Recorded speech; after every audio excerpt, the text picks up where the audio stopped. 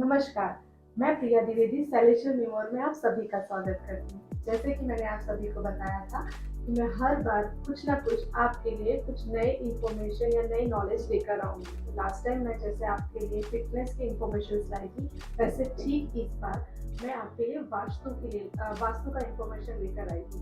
घर क्या है? घर किसी के लिए एक स्वर्ग है, घर किसी के लिए मंदिर है, घर किसी के लिए पूरी दुनिया है। तो वास्तु क्या रोल प्ले करता है उस घर के लिए, आपकी ज़िंदगी के लिए, ऐसा ही कुछ बहुत सारी बातें मैं एक शास्त्री जी को आपके सामने लाई हूँ, जो अपने अंदर ही एक पूरा ब्रह्मांड है, जिनके अंदर बहुत सारी विद्याएँ हैं और वो विद्या उनको उनके पिताजी से मिली है। उनके पिताजी ने न जाने 150 से भी ज़्यादा किताबें लिखी हैं, एस्ट्रोलॉजी के ऊपर भी और वास्तु के ऊपर भी। तो आइए हम सेलेशियल न्यूयॉर्क में शास्त्री जी का स्वागत करते हैं। नमस्कार शास्त्री जी। नमस्कार। शशि जी, मैं चाहती हूँ कि हमारे दर्शकों को आपके नाम से लेकर आपकी पूरी पहचान बताएं। मैं शशिकांत शर्मा। मेरे पिताजी पंडित किशन लाल शर्मा, ये एस्ट्रोलॉजर थे, वास्तुशास्त्री थे। उनकी करीबन 150 किताबें आज भी मार्केट में अवेलेबल है। तो हमारे घर में ही ज्योतिष और वास्तुशास्त्र था, इसलिए मैंने भी वास्तुशास्त्र सीखा। तो शास्त्री जी, जैसे ये आपकी खुद की इच्छा थी, या जैसे हमारे आज के जनरेशन में पेरेंट्स की इच्छा से बच्चे पढ़ते हैं या खुद की इच्छा से इंजीनियर डॉक्टर बनते हैं, तो जो आपका जो ये वास्तुशास्त्र जो नॉलेज था, ये आपकी इच्छा से था या कहीं आपने कहीं से सीखा था, या आपके मन में आया, या आपके पेरेंट्स ने बोला कि आप ये वास्तुशास्त्र करिए? नहीं, ये मैंने मेरी इच्छा से नहीं सीखा, क्योंकि मैं तथाकथित जो पुरोगामी लोग हैं या कम्युनिज्म की तरफ लोग झुके हुए हैं, मेरा बिहेवियर थोड़ा-सा वैसा ही था। इसलिए मुझे जो भारतीय विद्या है, उनमें कोई साइंस नहीं लगता था। इसलिए मैं ये सीखना नहीं चाहता था। लेकिन एक बार हमारे पिताजी ने कहा कि टीका तो वही कर सकते हैं कि जो थोड़ा बहुत पढ़ ले। तूने पढ़ा ही नहीं है अभी तक और टीका कैसे कर रहा है? तो पहले पढ़ और फिर तू टीका-टिप्पणी कर लेना। अगर तेरे को लगता है पढ़ने के बाद भी ये सही नहीं है, तो तू तेरा बहुत बड़ा आर्टिकल लिखना, मैं पेपर में छपवा के लाता हूँ। तो फिर मैंने कुछ किताबें पढ़ी और बाद में मेरे मुझे ऐसा लगा कि जो वास्तुशास्त्र या ज्योतिष या पुरानी भारतीय विद्याओं को नाम रखते हैं या अंधविश्वासी बोलते हैं, वो इतना आसान नहीं है कि एक झटके में इसको नकार दो। इसके पीछे काफ़ी तपस्या है, काफ़ी संशोधन किया हुआ है और ख़ास करके वास्तुशास्त्र, ये टोटली साइंस बेस है। मतलब जब मैंने वास्तुशास्त्र की पहली 1-2 किताबें पढ़ी तो देखा कि ये तो वही साइंस है जो हमने स्कूल कॉलेज में सीखा। जैसे कि ये पृथ्वी का ग्लोबल 23.5 अंश से झुका हुआ है, पाइथागोरस का सिद्धांत है, ये पंच महाभूत तत्व है, ये ग्रेविटी वे है, मतलब गुरुत्वाकर्षण है। ये तो हमने साइंस में सीखा हुआ है और वही इस वास्तुशास्त्र में है। इसलिए फिर मेरा विश्वास हुआ ये साइंस है और आज भी मैं जो प्रैक्टिस करता हूँ, जो साइंस है उसी की करता हूँ। उसमें कुछ धार्मिक कल्पनाएँ वगैरह घुसती है, उसके ऊपर मैं ध्यान नहीं देता। टोटल एज़ अ साइंस ही उसको देखता हूँ। तो शास्त्री जी, प्लीज़ आप हमारे दर्शकों को बताइए कि वास्तुशास्त्र क्या है? मतलब उसका जो नींव था या उसका जो ओरिजिन था, वो कहाँ से और कैसे आया था? वास्तुशास्त्र का उगम कहाँ से हुआ, वो सोचना बहुत ज़रूरी है। तो जब मैं सोचता हूँ कि वास्तुशास्त्र का जन्म कहाँ से हुआ, तो एक ज़माना ऐसा था कि इस पृथ्वी पर सारी जनता जो थी, वो बगैर मकान के रहती थी, बगैर कपड़े के रहती थी, न खाना बनाना आता था, ऐसे झुंड में इधर-उधर घूमते थे। तो उसी समय किसी बच्चे को या किसी स्त्री को या किसी पुरुष के हाथ में 2 छोटे पत्थर लगे और उसने वहाँ उससे खेलना शुरू किया होगा और जैसे ही खेलते-खेलते उसमें से एक चिंगारी उड़ी, तो वो पहले तो घबराया होगा, फेंक दिया होगा उन पत्थरों को। लेकिन जब बाद में वापस कुछ नहीं हुआ तो वापस लिया, फिर देखा चिंगारी आ रही है, तो वो उसको कोई एक जादू समझ रहा था और वो जादू सबको बता रहा था, देखो देखो मैं क्या कर रहा हूँ। और क्योंकि वो जो स्पार्क है वो उन्होंने देखा था जब जंगलों को आग लगती थी, तो ऐसे स्पार्क वहाँ उन्होंने देखे थे। तो वो बोल रहा था कि मैं जंगल की आग में मैं पैदा कर रहा हूँ यहाँ पे, वो इसलिए उसको मजा लग रहा था, बता रहा था। लेकिन ऐसे बताते बताते एक चिंगारी कोई सूखे घास पर पड़ी होगी और फिर वहां से अग्नि उत्पन्न हुआ होगा। और जैसे ही अग्नि उत्पन्न हुआ, तो वो जो अग्नि उत्पन्न हुआ तो वो जो पॉइंट है, ये पूरे मानव जाति का सिविलाइजेशन की तरफ ले जाने वाला महत्वपूर्ण पॉइंट है। क्योंकि उन्हें अभी तक यही पता था कि कुछ ऊर्जाएं सूरज की आती है, हमें उष्णता देती है, ये पता था। लेकिन पहली बार उनको एहसास हुआ कि कुछ ऊर्जाएं हम भी पैदा कर सकते हैं। उस चिंगारी का फायदा उन्होंने बाद में खाना बनाने के लिए किया, जानवरों से बचने के लिए किया, ठंड से बचने के लिए किया। तो इस तरह सिविलाइजेशन चालू हुआ। फिर बाद में धीरे धीरे कुछ हजार सैकड़ों वर्षों के बाद में फिर उन्होंने घर बनाने की कल्पना की, दीवारें बनाना चालू किया। तो उसका जब दीवारें बनाना चालू किया, तो फिर हमारे ऋषि मुनियों ने सोचा कि इन दीवारों के अंदर हमें नेचुरल ऊर्जाएं कैसे मिलेगी। इसका जो विचार है वही वास्तुशास्त्र का प्रथम विचार है। ग्रेट। ये जो माफ कीजिएगा मैं इनकी बातों में खो गई थी, लेकिन ये जो वास्तुशास्त्र स्टार्ट हुआ था वो इस प्रकार से स्टार्ट हुआ था। तो शास्त्री जी क्या हमारे दर्शकों को ये बताइए कि जो ईस्ट वेस्ट नॉर्थ साउथ का जो पोल्स है वो वाकई हमारी जिंदगी में या हमारे घर पे इतना अहम रोल भूमिका निभाता है कि जैसे साउथ में या नॉर्थ में ये चीजें अपशुकुन होती है या जो भी है। नहीं, देखिए पहले हमें वास्तुशास्त्र का बेस समझना चाहिए। तो वास्तुशास्त्र के बेस में जो है कि पहले उन्होंने ढूंढा कि कौन सी ऊर्जा पॉजिटिव है, कौन सी निगेटिव है। तो उन लोगों को 45 ऊर्जाएं, जो कुछ दृश्य है और कुछ अदृश्य है, इनका पता लगा। तो ये 45 ऊर्जाएं अपने घर में कुछ चाहिए, कुछ नहीं चाहिए। तो इसका हिसाब किताब लगाने के लिए उन्होंने एक वास्तु पुरुष नाम के संकल्पना का उत्पन्न किया।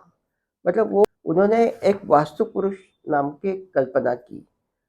हालांकि कहानियों में ऐसा आता है कि जो अपने हिंदू धर्म में होता है कि कुछ बातें समझाने के लिए कहानियों में समझाते हैं कि शंकर जी का अंधक के साथ में युद्ध हुआ, बहुत दिन चला। फिर वह शंकर जी के पसीने के बूंद से एक विचित्र जीव पैदा हुआ और वो बड़ा अकराल विकराल था, बहुत ही बड़ा था। और जन्मते ही उसको भूख लग गई। तो उसने क्या किया कि हर जो चीज सामने दिखती है उसको स्वाहा करना चालू कर दिया। तो जनता भयभीत हो गई, उन्होंने देवों की आराधना की। देवों ने ब्रह्मा जी को बोला कि ये आपने कौन सा जीव पैदा कर दिया। फिर ब्रह्मा जी ने बोला कि 45 देवताओं को आदेश दिया कि आप उसको पकड़ो और उसको उल्टा लेटा दो, और आप उसको उठने मत दो, आप उसके ऊपर ये हो जाओ। ये 45 देवता मतलब ऊर्जा है। अच्छा। तो वास्तव में आजकल ज़्यादा करके यूज़ हो रहा है मकानों के लिए, वो 81 घरों का चक्र, वास्तु पुरुष का चक्र होता है। तो उस 81 घरों में मतलब आपका जो प्लॉट है, आपका जो कोई वास्तु है, उसकी सीमाओं के अंदर 81 मतलब 9-9 के, हर दिशा के 9-9 के पार्ट से 81 घर बनाए जाते हैं, उसको पद कहते हैं। तो इस 81 पद का जो वास्तु होता है, तो उसमें 10 दिशा आती है। वास्तुशास्त्र में 10 दिशा है। एक 4 प्रमुख दिशा पूर्व, पश्चिम, दक्षिण, उत्तर। दूसरी 4 उपदिशा है, जैसे ईशान्य, आग्नेय, नैऋत्य और वायव्य। और एक जमीन यानी ब्रह्म भाग, और एक आकाश। ये 10 दिशाओं में फिर वो 45 ऊर्जाएं कैसे कैसे काम करती है, इसका जो विचार है वो वास्तुशास्त्र का पूर्ण विचार है। तो उसके हिसाब से हमें देखना चाहिए कि अगर हमें पूर्व को दरवाज़ा निकालना है, तो उसके लिए कौन-सा पथ सही है, ये हमें देखना है। दक्षिण को निकालना है तो कौन-सा पथ सही है, उत्तर को निकालना है तो ये हमें देखना है। और उस 4 दीवारों के अंदर हमें हर मतलब विभाग कैसे हो, मतलब रसोई कहाँ बनेगी, मतलब बैठक रूम कहाँ होगी, गृह स्वामी का कमरा यानी मास्टर बेडरूम कहाँ होगा, इन सब बातों का नॉलेज हो जाता है।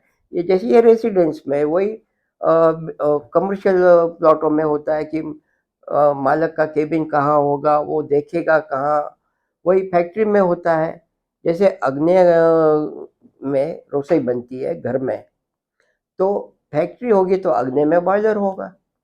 ये इसी तरह से सारी रचनाएं बनी हुई है। तो शास्त्री जी, ये जो वास्तु शास्त्र है, क्या हमारे दिनचर्या के अंदर हमें ज़्यादा से ज़्यादा इन्वॉल्व, जैसे आजकल के लोग हैं, जैसे अगर हम फास्ट लाइफ चल रही है, तो वो लोग आज सिर्फ यही दिमाग में है कि कर्म करो, फल की इच्छा मत करो, या वास्तु या पूजा पाठ ऐसा कुछ नहीं होता, सिर्फ तुम्हारा कर्म ही अच्छा होना चाहिए। तो क्या वो कहीं ना कहीं वास्तु को हमें इफेक्ट करता है, या वास्तु ऐसे एक्टिविटी को देखकर इफेक्ट होता है?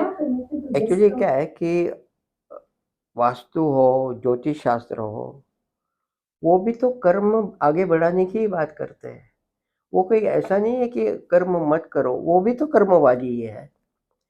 लेकिन लोगों का सोचने का तरीका ऐसा होता है कि जिसके जन्माक्षर मतलब जन्म कुंडलियाँ अच्छी है और उनके पूरे जीवन में दशा अच्छी आती है, तो उनका मतलब बिहेवियर अलग हो जाता है। उनको सब आसान मिलते जाता है, तो उन्हें लगता है कि ये बाकी सब झूठ है। ऐसा नहीं है। ये जो शास्त्र है, भले ज्योतिष हो, ज्योतिष आपको बताता है कि आपका समय कहाँ अच्छा है, कहाँ बुरा है। आपको किस समय भागना है, किस समय स्लो जाना है, ये बताता है आपको। वो ये तो नहीं कहता है कि आप सारे काम धंधे छोड़ के घर में बैठ जाओ, ये तो कभी नहीं कहता है। वो खाली आपको स्पीड की रेंज बताता है। वैसे ही वास्तु जो है, वो ऐसा नहीं है कि आपको बहुत अच्छी वास्तु मिल गई तो सारा कुछ घर बैठे मिलेगा, ऐसा नहीं है। मैंने आजकल कुछ एडवर्टाइज देखता हूँ, पैसा चाहिए हमें मिलो, ये चाहिए हमें मिलो। अरे अगर इनकी में इतनी अगर ताकत होती तो ये दुकान क्यों लगा के बैठते थे? इन्हें इनको तो अपने आप मिलना चाहिए था। तो वास्तु का मतलब वो नहीं है। वास्तु का मतलब ये है, प्रथम जो ऋषियों ने सोचा कि हमें वास्तु में मतलब दीवारों के अंदर ऐसी ऊर्जाएं मिलनी चाहिए जिससे हमारी जो शारीरिक ऊर्जा है वो अच्छी रहे, जो मानसिक ऊर्जा है वो अच्छी रहे, वही तो अच्छे कर्मों के लिए काम आएगी। तो पहला जो वास्तु का पहला जो विचार है वो आरोग्य का विचार है। उसके बाद में अगर आरोग्य अच्छा होगा तो फिर बाकी क्या मिलेगा क्या नहीं उसकी चर्चा होती है। तो पहले पूरब एक दिशा क्यों माना गया है? पूरब को एक दिशा क्यों माना गया है? एक नंबर की दिशा है वो, क्योंकि पूरब से सूर्य उगता है और सारा जो तेज सूर्य का अपने को मिलता है पूर्व दिशा से मिलता है। और अपना शारीरिक जो अपने को विटामिन की ज़रूरत होती है वो सूर्य से आती है। तो इसलिए जो पूर्व जो है वो आरोग्य के लिए अच्छी है। तो इस तरह से विचार होता है वास्तुशास्त्र में। अम, शास्त्री जी, जो सब लोगों के दिमाग में एक चीज है कि दक्षिण दिशा यानी साउथ दिशा बहुत खराब मानते हैं, उसे शुभ नहीं मानते, तो उसकी ये क्या सही है, या तो फिर इसका कारण क्या है? दक्षिण दिशा के बारे में बहुत सारी कथा है, बहुत से लोग अशुभ मानते हैं, लेकिन ये पूर्ण वास्तव नहीं है। क्योंकि वास्तुशास्त्र में जब हर दिशा का दरवाजा अच्छा कौन सा होना चाहिए उसके जो पद दिए हुए हैं, तो दक्षिण दिशा को भी अच्छे पद बताए हुए हैं। गृहक्षत नाम का जो दक्षिण दिशा का पद होता है वो दक्षिण दिशा से प्रवेश करने के लिए बहुत अच्छा होता है। तो वास्तुशास्त्र ने ये नहीं पकड़ा है। और कभी भी एक बात ध्यान में रखो कि पूरे विश्व का जो पृथ्वी पर जब रचना हो रही है, तो कोई एक दिशा में रचना ही नहीं होगी, ये बात तो गलत है। हाँ, लेकिन उसमें ये है कि दक्षिण दिशा में कि जैसे हम पूरब या उत्तर दिशा है, कोई सोचना नहीं है। आप कोई भी हो आपको चल जाएगा। वो 1 नंबर की शुबा है, 2 नंबर की शुबा है। पश्चिम दिशा 3 नंबर की है, तो थोड़ा-सा एक 10-20% थोड़ा सोचना पड़ेगा। लेकिन अगर साउथ का है तो आपको 50% सोचना पड़ेगा। तो 50% क्या सोचना है आपको कि पहले ये देखना है कि ग्रह स्वामी का अगर पुरुष है, तो उसके जन्माक्षर में मतलब जन्म पत्रिका में राक्षस गण है क्या? ये देखना है। अगर राक्षस गण है तो उसको शुभ है। दूसरा ये देखना है कि ग्रह स्वामी कौन है, मतलब ग्रह स्वामी स्त्री है या पुरुष है। पुरुष है तो थोड़ा कम है, लेकिन स्त्री है तो उसको फुल ऊर्जावान समझी जाएगी वास्तु। इसके बाद में उनके बिजनेस क्या है, क्या कोई काले धंधे के बिजनेस में है? काले धंधे के बिजनेस में मतलब एक तो काले रंग के बिजनेस में समझ लीजिए आप, टायर हो गया, कोयला हो गया, तो उनको जो है वो अलाउ है। दूसरा कोई मतलब धंधा ही जिसका काला है, मतलब वो टैक्स चुरा के पैसे कमाता है, या तो उसको वो साउथ अलाउ करती है।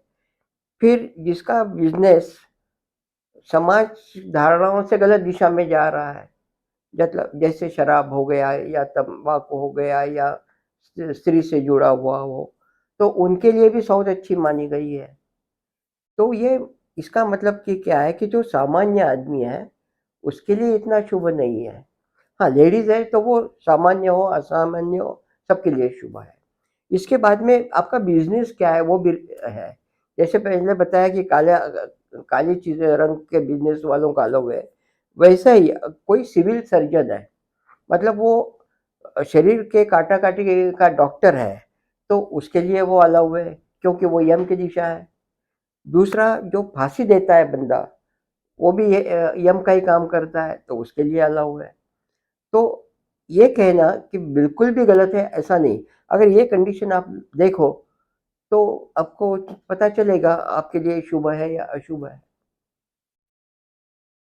और इतना भी करके समझो, आपको ये कोई कंडीशन लागू नहीं होती, फिर भी आपको अगर साउथ एंट्री का ही आपको अगर मकान मिल रहा है या लेना पड़ रहा है, तो अगर आप जो वास्तुशास्त्र में बताया है कि साउथ के चौथे पद में, यानी ग्रहक्षत पद में अगर आप दौर करते हो, तो आपकी काफी साउथ की समस्या खत्म हो जाएगी।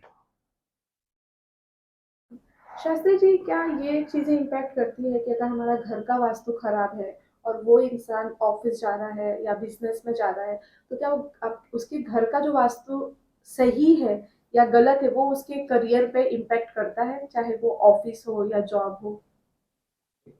वास्तु में जहाँ तक रेसिडेंस की बात है, तो आदमी पूरे दिन के कम से कम 8 घंटे तो रहेगा ही घर में, मतलब अपने जिंदगी का बहुत बड़ा पार्ट वो घर में रहेगा। तो इसके लिए जो वास्तुशास्त्रियों ने जो बताया है, वो जो 45 ऊर्जाओं का सही संचालन होना चाहिए, तो उसके लिए हेल्थ के लिए अच्छा होगा, मेंटली हेल्थ के लिए अच्छा होगा, और उसके भविष्य के लिए भी अच्छा होगा। अगर वास्तु ठीक है तो वो अच्छा काम करेगा। अगर वास्तु खराब है लेकिन उसका तकदीर अच्छा है, तो वो खराब वास्तु में भी कुछ अच्छा कर लेगा। ऐसा नहीं है कि वास्तु खराब है, लेकिन उसमें जो उसकी प्रगति होगी, एक सीमा लगेगी। क्योंकि क्या है कि जब वो घर के बाहर होगा, तभी वो ज़्यादा चमकेगा। हम्म, लेकिन जैसे ही घर में आएगा तो उससे कुछ अच्छा काम होगा नहीं।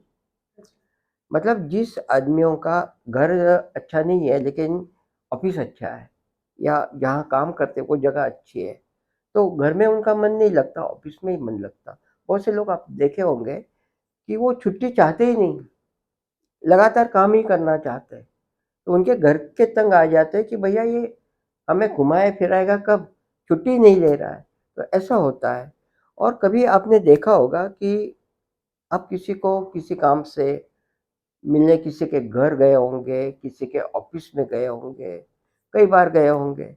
तो कभी-कभी ऐसा हो जाता है कि हम जिस वास्तु में प्रवेश करते हैं, उसके बाद में हमारा मन सडनली कहता है कि अपना काम हो ना हो, जल्दी से यहाँ से निकलो। हुँ, ये महसूस क्यों होता है? क्योंकि उस वास्तु की ऊर्जा अच्छी नहीं है। वहाँ पे कुछ बड़े-बड़े दोष है, इसलिए आपको ऐसा लगता है। और इसके उल्टा आप किसी को मिलने को जाते हैं, काम हो जाता है, पूरा चाय-पानी भी हो जाता है, ऊपर से पान-सुपारी भी हो जाता है, फिर भी आपका बैठे रहने का दिल है। इसका मतलब वहाँ की ऊर्जा अच्छी है। तो वास्तु की ऊर्जा और आपका तकदीर, ये दोनों साथ-साथ चलते हैं। मतलब ऐसा नहीं है कि अगर कोई दावा करता है कि आपका तकदीर कुछ भी हो और ये मैं डायग्राम देता हूँ उससे आप वास्तु बना लो तो आपका बहुत अच्छा हो जाएगा, ये बात गलत है। मतलब ये लोगों को मूर्ख बनाने वाली बात है। वास्तु तो अच्छी होनी चाहिए। जैसे हमें बचपन में जब हम स्कूल में जाते थे तब हम कंपास लेते थे। तो एक कैमलिन का कंपास होता था जो ऑल इंडिया में फेमस था और कुछ जगह लोकल लोकल कंपनियों के थे। मैंने देखा हमारे महाराष्ट्र में उधर टाइगर नाम का एक कंपास चलता था। टाइगर सस्ता होता था, कैमलिन महंगा होता था। अब ठीक है, टाइगर से भी कुछ सस्ते होते थे, लेकिन हमारी इच्छा तो यही रही ना कि हम बेस्ट ले, सबसे बेस्ट ले। और हिंदू स्थान में हर धर्म में यही होता है कि जो हम चीज़ लेते हैं वो अच्छी हो। अच्छी हो का मतलब ऐसा नहीं है कि महंगी हो, अपने अपने उपयोग के लिए अच्छी हो, अपने अपने हिसाब से अच्छा उपयोग दे। और जब आए लेते हैं तो पहले उसकी पूजा करो, पहले उसके उस पर श्रद्धा रखो कि ये चीज़ हम लाए हमें आएगी। अरे नई नई पीढ़ी हँसती है, अरे नया कपड़ा लाया तो क्यों भगवान के सामने रखना है? लेकिन उसके पीछे ये भावना है। हुँ। तो वास्तु में भी अगर आप ऐसी अपनी भावना लगाते हो, तो उसके फल आपको मिलते हैं। लेकिन कोई ये ऐसे जादू जैसा बात करे कि बस ये कर लो, ये हो जाएगा, मैं जब देखता हूँ, बस यहाँ पे ये चीज़ कर लो, अब करोड़पति हो जाओगे, अब लखपति हो जाएगा। अरे! अगर इतना आसान है तो पहले आप हो जाओ, फिर लोगों को बताओ। शास्त्री जी, ये जैसे ये तोड़-फोड़, बिना तोड़-फोड़ का वास्तु क्या है? और ये जो हमें बहुत सारे अलग-अलग तरीके के वास्तु मिलते हैं, तो वो सब चीज़ें आप हमें प्लीज़ बताइए? देखिए, पूरे विश्व में वास्तुशास्त्र मतलब ये कंस्ट्रक्शन पे बना हुआ एकमात्र पूर्ण परिपूर्ण ग्रंथ है, उसे कहते हैं वास्तुशास्त्र। विश्व में दूसरा कोई ऐसा लिखा गया नहीं है आज तक। हाँ, आप कहेंगे कि फेंग शुई भी तो है, लेकिन फेंग शुई जो है वो एक चाइना तक सीमित है और वो खाली वास्तु कंस्ट्रक्शन से संबंधित नहीं है, वो उनके पूरे जीवन शैली का अंग है। उसमें मतलब सारी बातें आ जाती है कि खाना कैसे बनाना है, दवाइयाँ कैसे बनानी है, खेती कैसे करनी है। उसमें एक चैप्टर है कि कंस्ट्रक्शन कैसा हो, वो भी जापान मतलब चाइना में बनने वाला। दूसरा कोई ये नहीं है। मतलब जहाँ इतने बड़े-बड़े पिरामिड्स बने हुए हैं, वहाँ पे भी कोई ग्रंथ नहीं है। तो ये अपना एकमात्र शास्त्र है, लेकिन कोई एक ग्रंथ नहीं है। शास्त्र वास्तुशास्त्र एक है, लेकिन उसको जो लोग मतलब लोगों के सामने लाया, वो पहले शुरू में 18 ऋषि-मुनि थे। तो उनमें जो है मतांतर मूल विषय में नहीं है। कोई छोटी-छोटी बातों से लेके थोड़ा बहुत मतांतर है। बाकी सब बात वही कहते हैं। जो पूरब को बात कहेगी वही पूरब के रहेगी, जो दक्षिण के कहेगी वही रहेगी। तो ये 18 ऋषि है, अपनी-अपनी एक शैली होती है। और उसमें भी मैसार हो गया या अ, विश्वकर्मा हो या मैमत हो, मैं हो मतलब मैमत का, तो ये लोग प्रैक्टिकल खुद वास्तुशास्त्री थे।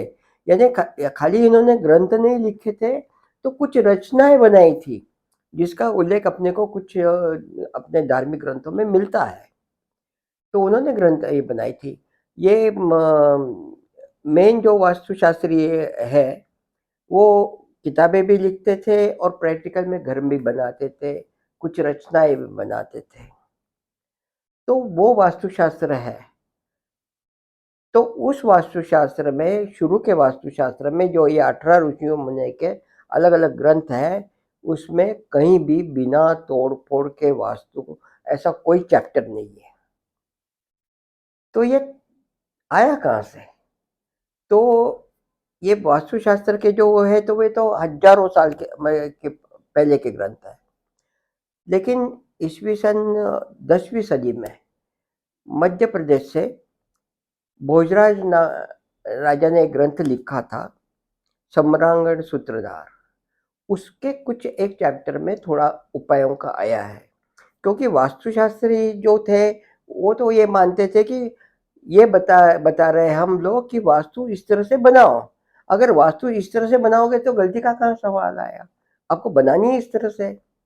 लेकिन बाद में ऐसे पता चला कि कभी-कभी प्लानिंग होते हुए भी गलतियाँ हो जाती है, या कोई मतलब मजबूरी में गलतियाँ हो जाती है, तो उसको कैसे सुधारा जाए, ये वास्तुशास्त्र में अपने आप में बाद में चैप्टर बना।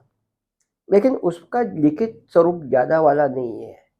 तो ये जो बिना तोड़-फोड़ वाला वास्तु है, तो वो कहाँ से आया कि आजकल टावर बन रहे हैं। अगर कोई ज़मीन पर बना हुआ मकान है, तो उसको तो मैं बता सकता हूँ कि ये दरवाज़ा 2 फुट तो किसका लेना। अब मैं फ्लैट वाले को बता सकता हूँ क्या 2 फुट किसका लेना? वो किसका ही नहीं सकेगा। ये तो उसने लेते टाइम सोचना है कि लेते टाइम सलाह लेनी है, ये फ्लैट लूँ या नहीं लूँ। लेकिन लेने के बाद में तो उसमें कुछ होगा नहीं, तो फिर होगा नहीं तो कुछ तो होना चाहिए। तो उसमें ये बिना तोड़-फोड़ के वास्तु आए, उपाय आए। तो अभी इन उपायों में होता क्या है कि कुछ यंत्र लगा लो, कुछ कलर के पट्टे लगा दो, कुछ दीवारों के, ये होता है। तो एक्चुअली ऐसा नहीं है कि अगर आपको किसी ज़मीन पर बने हुए वास्तु का कोई उपाय करना है, वो वास्तुशास्त्रीय ही चाहिए। आजकल जो नगरों में वास्तु बनती है, सिटियों में वास्तु बनती है, मैं दावे के साथ कह सकता हूँ कि 100% वास्तुशास्त्रीय कोई मकान नहीं बना सकता। बहुत ही मतलब दुर्लभ होगा वो व्यक्ति जो बना लेगा। क्यों? कि कुछ बातें हमारे हाथ में होती नहीं है। जैसा कि आपका जो ड्रेनेज लाइन कौन सी दिशा में जाएगा, वो तो कॉर्पोरेशन तय करेगी, वो तो नगर पालिका तय करेगी। आपका जो लाइट का पोल है वो कौन सी दिशा को होगा, वो आप तय नहीं करोगे, वो लाइट कंपनी तय ये करेगी। तो ये बातें अपने में होती नहीं है, और किसी किसी की तो किस्मत ही मारी जाती है। हम कहते पानी ईशान को निकालो, या पूर्व मध्य तक निकालो, या पूर्व उत्तर मध्य तक निकालो। यानी अगर बोर वेल कुछ करना है तो ये करो, लेकिन उसकी ऐसी जमीन है कि दुर्भाग्य से उसमें पानी ही नहीं है, पानी कोई और दिशा में मिल रहा है, तो कुछ तो उपाय करने पड़ेंगे। तो पानी तो लेना ही है। तो इसलिए 100% वास्तु नहीं, तो फिर क्या हो गया, फिर हम ऐसा करते हैं कि 100% वास्तु का ये मार्क्स होता है, इसमें ये नहीं है, ये नहीं है, ये दोष हो गए, तो उसके मार्क्स कम हो गए। फिर हर वास्तुशास्त्री का कर्तव्य है कि उसमें कुछ ऐसे वास्तुशास्त्रीय उपाय करे जो उसके परसेंटेज को बढ़ा दे। नॉर्मली ऐसा माना जाता है जो 50% वास्तु ऊर्जा से नीचे की वास्तु है, वो रहने लायक नहीं होती या कोई काम करने लायक नहीं होती। तो वास्तुशास्त्री का काम है कि कुछ ऐसे उपाय करे कि वो 60-70 तक बढ़ा दे, जो 60-70 तक है उसको 80-90 तक ले जाए, जो 90 है उसको 92-93 लेके जाए, 95 लेके जाए। तो ये वास्तुशास्त्री का काम है। तो उसके लिए वास्तुशास्त्री उपाय करना है। लेकिन जहाँ मैं कुछ बना नहीं सकता हूँ, अब तोड़-फोड़ की बात कर रहे हो आप, तो ऐसा नहीं है कि तोड़-फोड़ ही करनी पड़ेगी। अगर ज़मीन पर आपका मकान बना है और आपके पास में जगह ज़्यादा है, तो कुछ आप एक्स्ट्रा कंस्ट्रक्शन करके भी वास्तुशास्त्री उपाय कर लेते हो। इसलिए तोड़-फोड़ की ज़रूरत नहीं है, एक्स्ट्रा कंस्ट्रक्शन करो, उससे हो जाएगा। लेकिन फ्लैट में या छोटे-छोटे प्लॉट में जो ये होता है, तो आपको कुछ अलग उपाय करने पड़ते हैं, लेकिन वो वास्तुशास्त्री चाहिए। जब मैं वास्तुशास्त्रीय बोलता हूँ तो वास्तुशास्त्र के साइंस में एक पंचमहाभूत तत्व है। उसके साथ में हर हर दिशा के अलग-अलग ग्रह हैं, उनके रंग है। तो ये सारों के जो उपाय से बिना तोड़-फोड़ के तो किए जा सकते हैं। लेकिन मैं फिर भी एक बात बोलूँगा। अब जीवन में चलते हुए हम अलग-अलग व्हीकल चलाते हैं, टू व्हीलर तो बहुत सारे लोग चलाते हैं। कभी एक्सीडेंट हो जाता है, हम अस्पताल पहुँचते हैं, डॉक्टर हमें मतलब जो भी वे खाली सिर्फ प्लास्टर करना है या ऑपरेशन की प्लास्टर के साथ करना है, जो भी कर लेते हैं। हम चलने फिरने वापस लायक हो जाते हैं, नॉर्मल ज़िंदगी जीने लगते हैं। लेकिन शीतकालीन अवस्था में हमें याद आता है, अरे यहाँ दर्द हुआ था, ये यहाँ ऑपरेशन हुआ था। इसका मतलब अब ये जो बिना तोड़-फोड़ वाले उपाय 100% नहीं है, लेकिन हमें गुणवत्ता उस वास्तु की बढ़ानी है तो वो करने पड़ेंगे। शास्त्री जी, मुझे ये जानना है कि अगर वास्तुशास्त्र इतना पुराना है कि शिव जी का जो अभी आपने स्टोरी बीच में बताया था, अगर वो इतना पुराना है तो बीच में कहाँ ये गायब हो गया था या बीच में लोगों ने इससे बात करना क्यों बंद कर दिया था? अब ये ऑन ऑफ सडन क्यों इतना फ्लैश हो रहा है कि वास्तुशास्त्र ये सब? हाँ, आपका सवाल सही है। ये लोगों बहुत सारे लोग मुझे पूछते हैं कि मतलब 25-30 साल पहले तो वास्तु का कोई नाम नहीं सुना था और अब अचानक कैसे आया? तो ये बात जो करने वाले हैं, ये अधूरी बात करते हैं। ये सही है कि वास्तुशास्त्र पुराना था, फिर बाद में कई आक्रमण हुए और आखिरी आक्रमण जो हुआ ब्रिटिश लोगों का, तो ब्रिटिश लोगों ने हमारे पर 100 साल राज किया। उन्होंने कुछ अच्छी सुविधाएँ भी दी हमें, जैसे ट्रेन है, जैसे पोस्ट ऑफिस है। उन्होंने उनके लिए किया, उन्होंने उनके गवर्नमेंट के लिए किया, लेकिन वो सबके लिए काम आया। तो उन्होंने जो नई क्रांति हुई, औद्योगिक क्रांति हुई, तो उसमें उन्होंने बिल्डिंग लाइन पूरी चेंज कर दी। पहले जो वॉल बेयरिंग के मकान बनते थे या अलग टाइप के मकान बनते थे, उसके पहले ज़्यादा से ज़्यादा लकड़े का यूज़ करके मकान बनते थे, तो वो लाइन हट गई, अब सीमेंट कंक्रीट के जंगल बन रहे हैं। तो उसमें लाइन चेंज हो गई, लेकिन ये बात अर्ध सत्य है कि पूरा मतलब वास्तुशास्त्र गायब ही हो गया था, क्योंकि वास्तुशास्त्र जब चल रहा था तो वो खाली वास्तुशास्त्रियों तक सीमित नहीं था। वो जो कॉन्ट्रैक्टर लोग हैं, जो ठेकेदार हैं, वो भी जानते थे उस चीज़ को। जो कारीगर लोग हैं वो भी जानते थे। एक दफ़े ऐसे ही राजस्थान में मैं एक वास्तु देखने को गया था, तो दरवाजे के बिल्कुल सामने एक दीवार आ रही थी, बहुत मतलब 5-6 फुट पर। तो मेरे मुँह से निकल गया कि ये दीवार में विंडो होती तो बहुत अच्छा होता।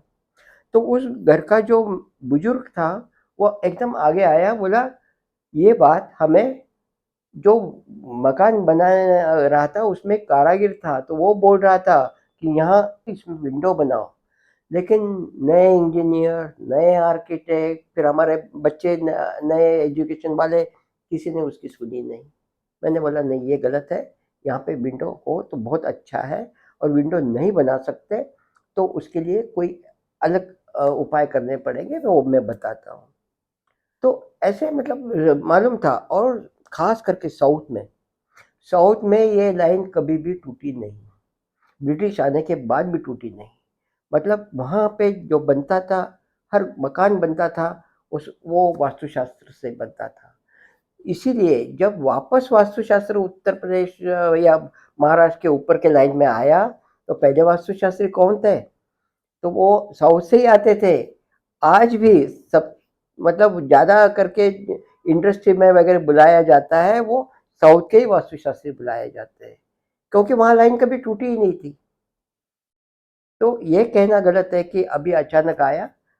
और फिर मतलब ऐसा देखा जाओ तो कश्मीर से महाराष्ट्र, और महाराष्ट्र के बाद में नीचे का साउथ, ऐसे मतलब 2 हिस्से तो पड़ते ही है।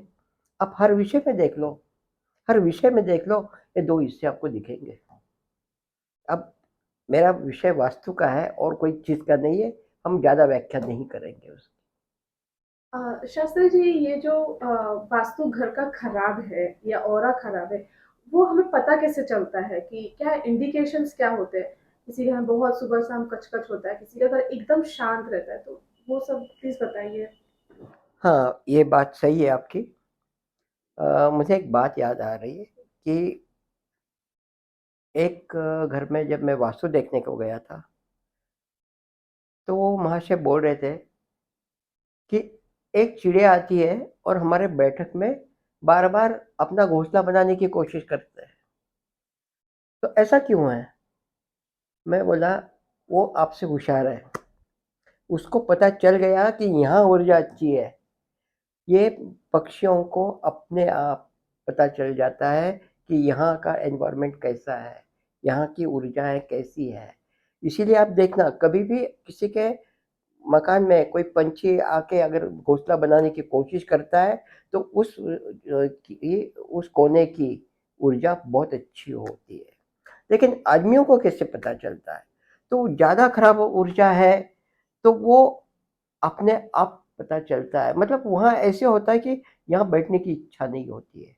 लेकिन जो इंसान वहाँ रहता है, अब उसको तो वो फीलिंग नहीं आएगी, क्योंकि वो तो रोज़ रात को रहता है वहाँ पे।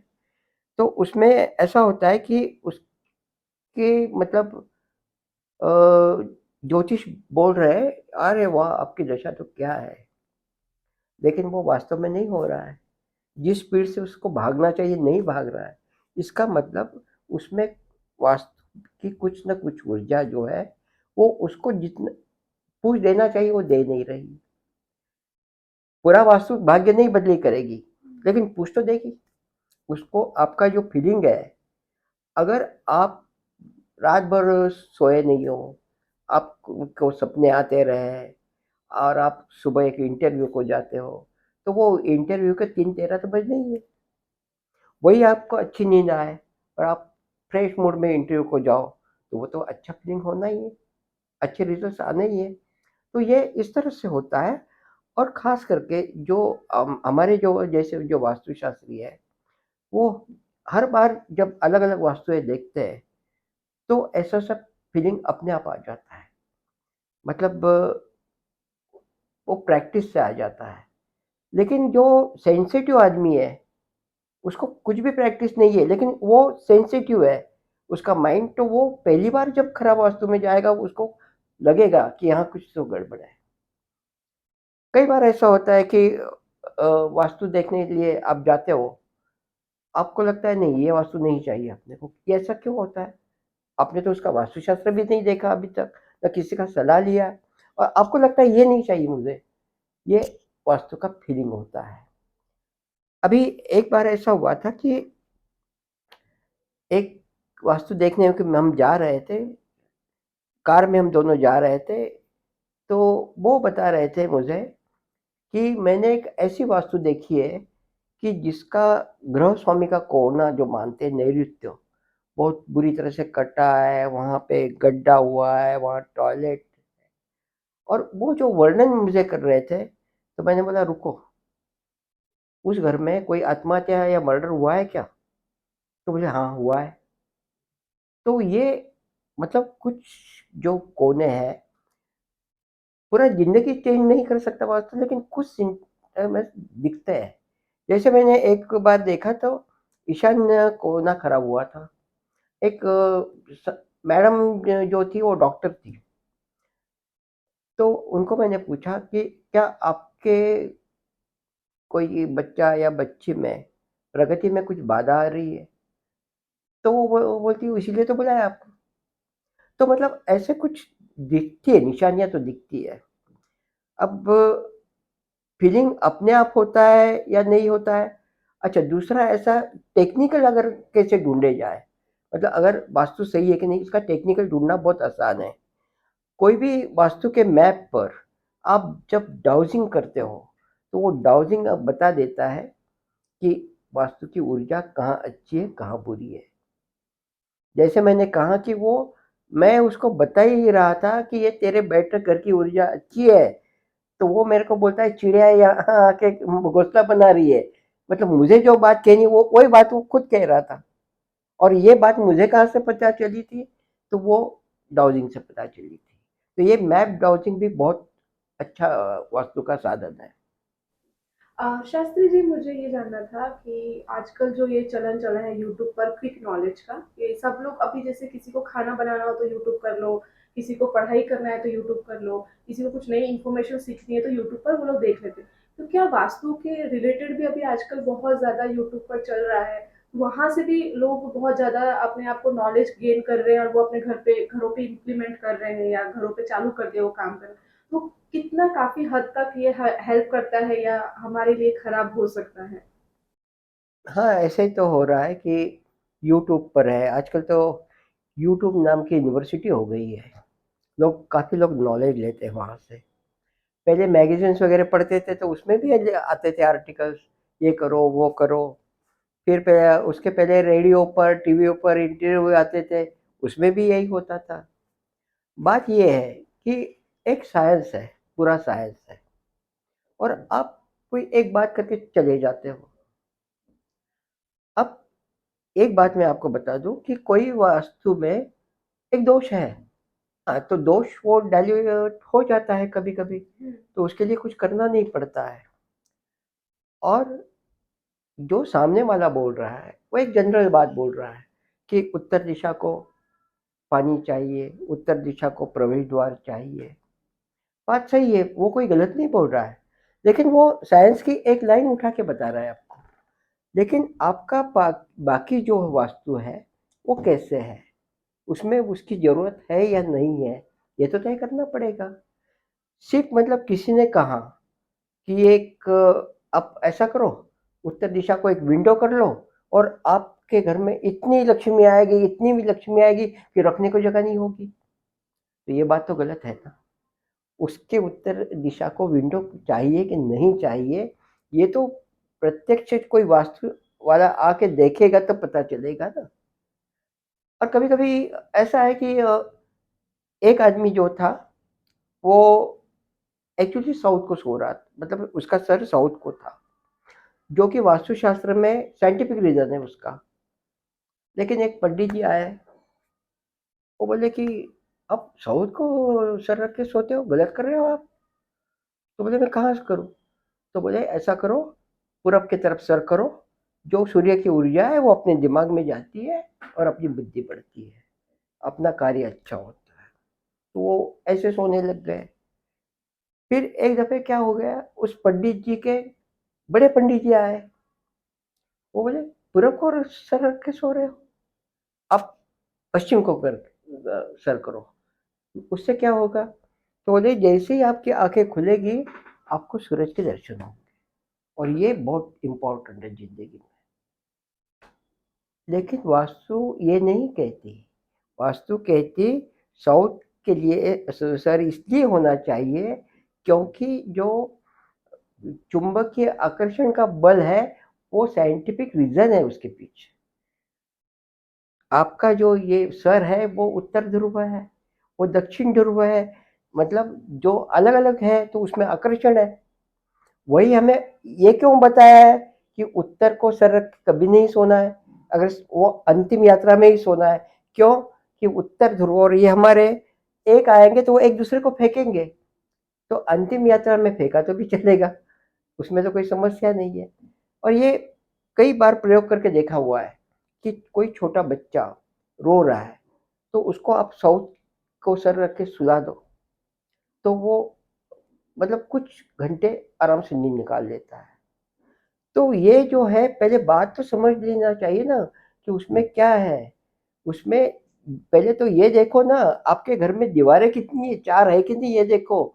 मैंने ऐसे भी मकान देखे वहाँ 3 ही दीवारें हैं, और आप तो बोले जा रहे हो बस ये कर लो, वो कर लो, और वो सामने वाला मान रहा है। ऐसे नहीं है होगा ना कि ठीक है, वो गलत नहीं बोल रहे हैं कि आपका फ्लैट है, फ्लैट में आप कोई वाटर बॉडी उत्तर दिशा में एक है, तो वो बढ़ाएगी।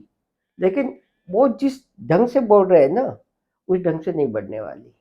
वो आपके वास्तु के अनुरूप ही बढ़ेगी।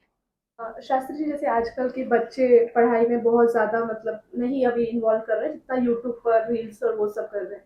तो ऐसा उनके माता पिता काफी बहुत परेशान रहते हैं कि बच्चा मोबाइल ही नहीं छोड़ रहा है, बच्चा टीवी ही नहीं छोड़ रहा है। तो कौन सी दिशा में अगर बच्चा पढ़ता है तो उसका पढ़ाई अच्छी होती है या उसकी बुद्धि अच्छी होती है, ऐसा कोई दिशा है? हाँ, वास्तुशास्त्र में ईशान दिशा जो है वो बच्चों के लिए पूरब की तरफ अपना चेहरा करते हुए है। मतलब पीठ होगी उसकी पश्चिम के तरफ होगी और वो स्टडी कर सकता है। जो प्राथमिक एजुकेशन वाला जो स्टूडेंट है वो बिल्कुल ऐसा कर सकता है। लेकिन अगर किसी स्टूडेंट को साइंस और मैथमेटिक्स में आगे जाना है, मतलब डॉक्टर इंजीनियर इस लाइन में आगे जाना है, तो उस स्टूडेंट को भले आपके आग्नेय में भले चौका हो, रसोई हो, कोई रूम नहीं हो, तो भी सुबह 7 बजे से 8 बजे तक 1 घंटा पूरब की तरफ, मतलब आग्नेय क्षेत्र में पूरब की तरफ करके 1 ही घंटा, 8 के बाद कभी नहीं बिठाना चाहिए, क्योंकि 8 के बाद में वहाँ की ऊर्जा अच्छी नहीं रहती है। लेकिन 7 से 8 बिठाओगे तो उसकी बुद्धि और शार्प होगी।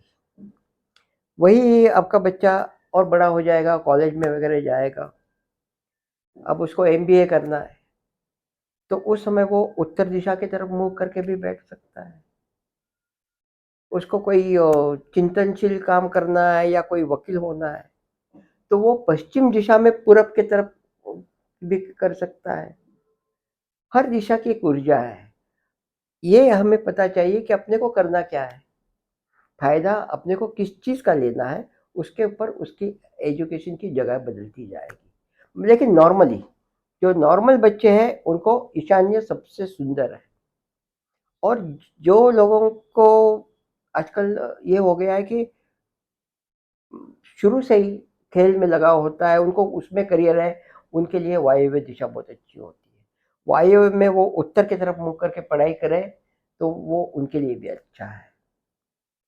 ऐसे हर दिशा का एक महत्व होता है। शास्त्री जैसे महिलाओं को अन्नपूर्णा की देवी कहा जाता है, तो उनका मेन मुख्य रोल होता है वो किचन होता है। तो किचन के लिए भी एक वास्तु होता है, तो प्लीज हमें उसके बारे में बताइए कि किचन किस तरीके से किस डायरेक्शन में होना चाहिए। अपने मकान का आग्नेय कोना जो होता है, तो आग्नेय कोना रसोई के लिए सबसे बढ़िया माना जाता है, क्योंकि उसकी जो ऊर्जा है वो अग्नि संबंधित ऊर्जा है। उसे अग्नि तत्व का कहा गया हुआ है। और उसमें जो प्लेटफॉर्म होगा वो पूरब के दीवार को लगा हुआ होगा। मतलब जब आप कोई भी लेडीज खाना बनाएगी तो वो पूरब देखेगी। तो पूरब देखेगी तो उसके बाएं हाथ को पानी होगा, मतलब पानी का सिंक वगैरह हो। ये पोजीशन सर्वोत्तम मानी जाती है। इसमें ये वास्तुशास्त्र है, मैंने पहले बार बार कहता हूँ कि ये पहला विचार करता है आरोग्य का। तो ये किचन जो है ये सारे परिवार का आरोग्य का विचार करता है कि अगर खाना सही ऊर्जा में बने तो जो आजकल जो ज़्यादा शिकायत होती है कि खाना पचता नहीं है, गैसेस होते हैं, ये सारे कम हो जाती है। हाँ, मतलब लोगों को पचता नहीं है, किसी को गैस की वगैरह शिकायत होती है, तो ये सारी समस्या अगर आग्नेय में मकान है, मतलब किचन है और पूरब की तरफ बना के खाना बना रहे हो तो नहीं आती। ये अनुभव से सिद्ध बात है। ऋषियों मुनियों ने भी मतलब उस पर बहुत संशोधन किया था, अनुभव लिया था। और आज भी हमारे जैसे कई वास्तुशास्त्री हैं जो अनुभव लेते हैं, तो उनको भी ये बात सही लगती है। अब दूसरा है कि अगर आप आग्नेय में, हर मकान में आग्नेय कोना मिलेगा ही रसोई के लिए, ये तो संभव नहीं है। तो उसका पैरेलल मतलब वायव्य कोना, मतलब नॉर्थ वेस्ट कोना, उसी में आप बना सकते हो। लेकिन कंडीशन वही है कि प्लेटफॉर्म रहेगा वो पूरब की दीवार को रहेगा। जो खाना बनाएगी वो पूरब देखेगी। और पानी का भी वैसे ही होगा कि बाएं हाथ को पानी होगा। तो ये वही है। अब ये दो जो है ये वास्तु में अलाउ है, लेकिन अभी इसमें भी फर्क है। अग्नि का वास्तु है तो वो ऐसा समझ लो भारतीय व्यंजन है। जब कोई फेमस होटल में भारतीय चीजें मिलती है वो है, और वायव्य है वो प्रति है, तो ये चाइनीज है। मतलब चाइनीज फूड के जो शौकीन है उनके लिए, मतलब इनडायरेक्ट हीटिंग ये है उसमें। तो ये उसमें भी चलेगा, उसमें भी चलेगा। अब कहाँ नहीं बनाने का आपको ये समझना जरूरी है। ईशान में जो जलभूमि है, जल स्थान है, वहाँ पे किचन कभी भी नहीं चाहिए। दूसरा नैऋत्य, मतलब साउथ वेस्ट मास्टर कॉर्नर कहलाता है, वहाँ पे भी कभी किचन नहीं चाहिए। फिर अगर आपको आग्नेय नहीं मिलता है, थोड़ा पीछे आके साउथ को लेकिन पूरब की तरफ वाला बना सकते हो। अगर आपको वायव्य में नहीं मिलता है तो थोड़ा उत्तर की तरफ आ सकते हो। अगर जरूरत पड़े तो कोई उत्तर मुखी भी बना सकता है खाना, लेकिन साउथ मुखी पश्चिम मुखी खाना नहीं बनाना है। क्योंकि अनुभव से ये सिद्ध हुआ है कि जिनका किचन पश्चिम में है और उन महिलाओं को धीरे धीरे उनका वजन बढ़ते जाता है, और एक दफे वजन बढ़ गया तो वो सारी बीमारियां आ जाती है। ये अनुभव से सिद्ध बात है। आप भी याद कर लो, आपके किसी के घर में हो तो बात याद कर लो, आपको सही जवाब वही मिलेगा। अब कोई आजकल क्या हो गया, फ्लैट फ्लैट में क्या करते हैं ये बिल्डर लोग, बड़े होशियार हैं। ये इन्होंने क्या किया हुआ है कि अग्नि को तो दे दिया है, आपका किचन अग्नि को है, लेकिन उसके बाजू में ड्राई बालकनी दे दी। ड्राई बालकनी मतलब पानी का कनेक्शन आ गया, अग्नि और पानी एक साथ हो गया।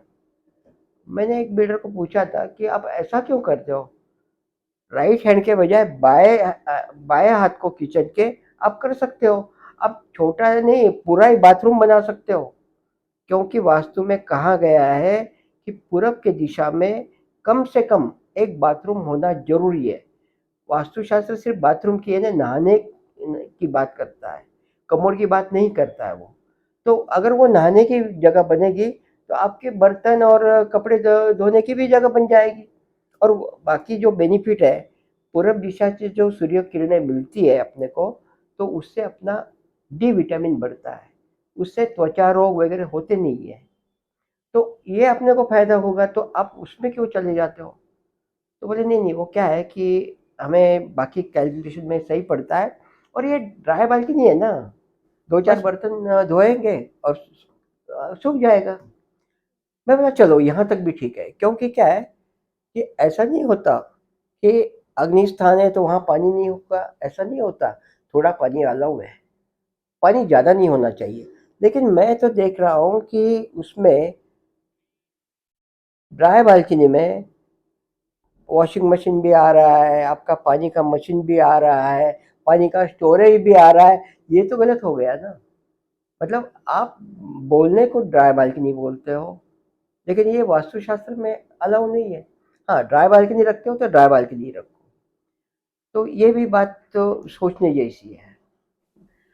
शास्त्री जी, सच में आपकी बातें कहीं ना कहीं हमें उस मोड़ पे ले जाती है जहाँ पर एक दादाजी हमें कहानियां सुनाते थे, जहाँ पे कुछ चीजें तो मैं हमेशा आपकी बातों में खो जाती हूँ और देखती हूँ कि इतना ज्यादा आपके अंदर सारी बातें हैं, जो आपके अंदर ही एक समुंदर है। तो जैसे कि शास्त्री जी ने कहा कि ये जो यूट्यूब पर एक नया यूनिवर्सिटी आया है कि वहां से हम कोई भी चीजें या कंटेंट हो गया या कोई भी इंफॉर्मेशन हुआ, ग्रैब किया और अपने घर पे इम्प्लीमेंट करना शुरू किए, तो वो रोकना हो तो हमारे शास्त्री जी का मैं कॉन्टेक्ट नंबर या उनका जो भी इंफॉर्मेशन है अपने डिस्क्रिप्शन बॉक्स में डाल दूंगी। कोई भी रिलेटेड या रिलेवेंट आपको वास्तु रिलेटेड कोई भी क्वेश्चन हो या कोई भी जानकारी लेनी हो, आप वहां से ले सकते हैं।